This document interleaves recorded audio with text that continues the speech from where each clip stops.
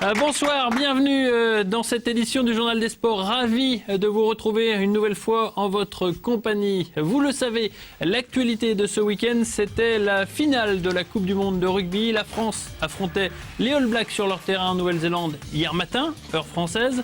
À 3, beaucoup de supporters français avaient fait le choix de suivre le match dans le restaurant basque estampillé Ovalie chez Estelle et Olivier. Plus d'une cinquantaine de fans de rugby ont vibré 80 minutes durant. Du Sautoir et ses partenaires ont eu un joli succès d'estime dans l'échoppe basque et notamment à l'heure de jeu, lors de l'essai du capitaine français. Ça a bien vibré, comme vous pouvez le voir voilà, à l'instant. Une ambiance bon enfant donc, même si les tricolores, on le sait, se sont finalement inclinés 8-7. Mais au moins, l'espace d'un match, les Troyens ont prouvé qu'ils pouvaient avoir la fibre rugby. Revenons au département de l'Aube et je vous laisse découvrir ce qui nous attend dans ce journal avec les titres en images. Du football avec un retour sur la rencontre de vendredi soir entre les Stacks et le FC Metz. L'occasion pour les Troyens de renouer avec la victoire.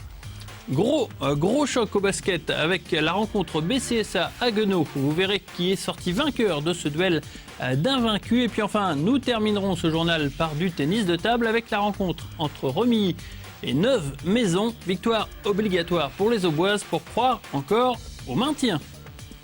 Nos invités ce soir, c'est l'AGT Gymnastique Rythmique. Nous en parlerons avec eux, notamment de la création de 2 nouvelles sections au sein de ce club troyen.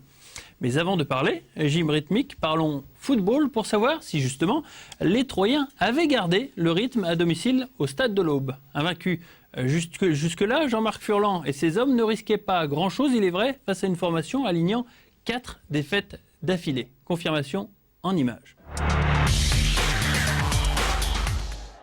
Comme souvent cette saison, les Stacks va se procurer bon nombre d'occasions avant d'arriver à ses fins. Que ce soit Grax ou bien Raphaël Caceres, les Troyens ne scorent toujours pas malgré la relative facilité à se projeter devant le but messin. C'est sûr que quand on a des occasions, il faut les mettre, je me répète. Voilà, les attaquants, on est là pour marquer. Maintenant, il ne faut pas non plus s'alarmer. L'équipe mosellane est arrivée dans l'Aube avec la volonté de ne pas prendre de but, mais pas de risque non plus. La formation grenate se montre incapable de produire du jeu et subit les assauts troyens avant de répliquer en contre par Duhamel, toujours à l'affût du moindre ballon. En seconde période, on se dirige vers le même scénario avec là encore beaucoup d'occasions en faveur des Aubois.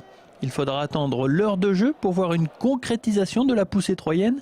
Sur une magnifique transmission d'Obadi, Grax se voit pousser dans le dos dans la surface de réparation. C'est le pénalty offert aux Troyens.